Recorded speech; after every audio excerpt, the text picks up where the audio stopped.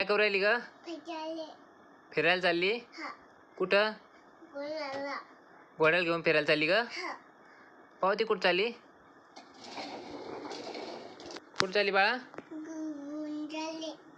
फिरायला घेऊन चालली का? दाखव मला. गुंजन चालली घोड्याला घेऊन फिरायला बघा. गुंजनचा घोडा आहे.